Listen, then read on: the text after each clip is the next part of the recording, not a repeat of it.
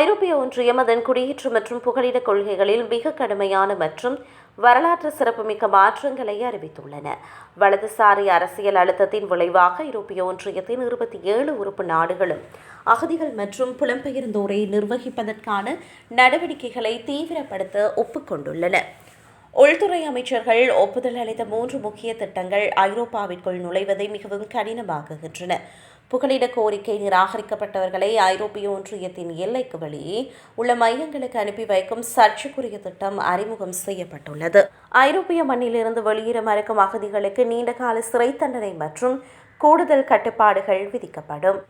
அகதிகளை அவர்களது சொந்த நாட்டுக்கு அல்லாமல் ஐரோப்பா பாதுகாப்பானது என கருதும் வேறொரு நாட்டிற்கு வலுக்கட்டாயமாக நாடு கடத்த முடியும்.